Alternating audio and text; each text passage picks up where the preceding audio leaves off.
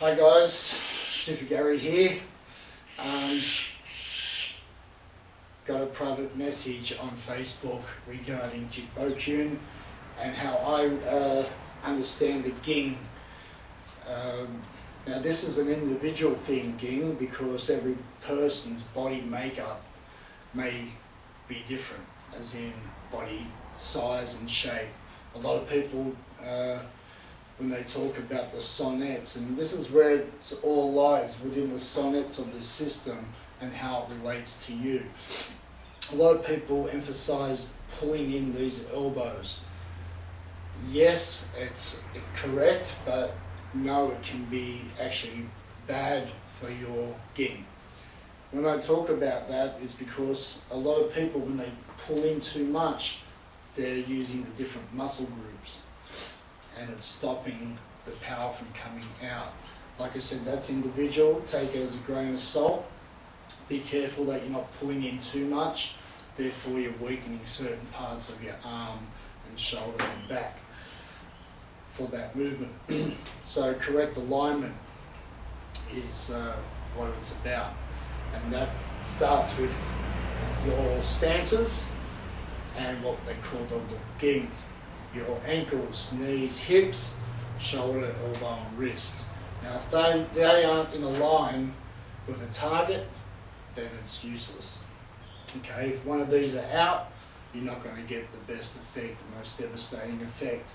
So therefore, Jik Bo Kyun talks about understanding these principles, and the principles are the most important. So Jik Bo has to be learned properly. Once you understand the Ging and all the mechanics built within that, Tong Tao Fao Chong, the expanding and contracting, the rising and falling of the body. Then also look at doing the set. A lot of people just going like this, going through the motion, but their intent is missing, and therefore going back to the sonnets talks about the tiger and the leopard. So when I'm going to be hunting, if I was a tiger going to hunt, I've got the killer instinct, the killer intent. It's got to come from the heart, not just punch out from the heart, right? Or your center line theory, your intent has to be that killer intent.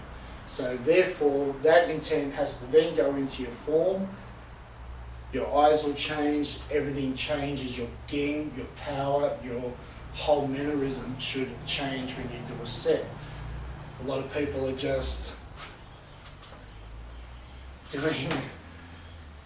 doing movements which you're better off dancing for help. Okay, so your intent, all your body parts, those 6 joints, and then you'll look up, which is your feet or your legs, hands, arms, and your eyes with your Jin Hei Sun, right? So your inner and your outer combines all together as one, and that's what they're talking about, the look up. Alright, so don't drag your elbows in too much. When you do, if you don't understand your basic principle, which is bilji or spear finger and punch, if they're not understood, then you should not be learning anything else. So that should be drilled as number 1. There's different ways of doing your bilji, of course. Okay, in the Orme Batme from the Do family, we use a halaso, which is a lower scooping palm. Right? So there's 2 actions, 1 and 2. Okay, pulling in and back, but it scoops down, up, under and up. So there's different wrists and everything playing within this little scoop compared to straight out. Okay, then you're going to go into your body shapes. Okay, a lot of people go and they turn their body to oval.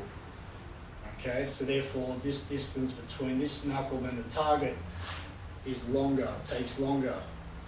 If I was here and I got my round shape, it's in front of the target. Okay, most basic people, the understanding, are trying to get the power from back there, which is fine, but principle of butt mei is this tongue tail fao chum to generate the force, that short power, the ging jack ging. And what's ging jack ging? Is the shock or the scared force that comes out, the fight or flight syndrome. So if you're not practicing in a way that brings out that fright in you, then you're not doing your kung fu hard enough. Yeah, a lot of people won't even sit in the horse stance, they're too scared. And when I say scared, it means that their mind gives up, oh, it's boring, but yet their mind's not cultivated. That's why the standing qigong, yeah, the meditation, all trains the mind. The inner work of the butt mei. Okay, there's no use in having all this external and the stomping and all the carrying on if you haven't got that intent in your form, or you haven't got the softness inside the hardness. Okay, everyone's trying to tense up and there's no flow. So anyway, I'm just raving on now. But the jigbo, when you do it, your intent, your power comes from your stomach, your feet gripping, the coiling action, spiraling up for the spear finger, yeah, like this, right? No stomping needed. Learn to use the earth, your waist, the yilma, like this. Let it go out. You should be able to feel that power out. And when you punch, you grab, that grab here coils back here in the feet, right? And then it should just shoot out from the mechanism in your toes, gripping. Okay, so everything in the sonnets are important to understand within yourself, and then that comes out into your own kung fu, your own butt mei, your own yao kung, your own bak fu pai. Okay, don't try and copy someone. That's got to be within you. You've got to be able to experience, you've got to be able to feel it, you've got to cultivate it. Okay, so train every day.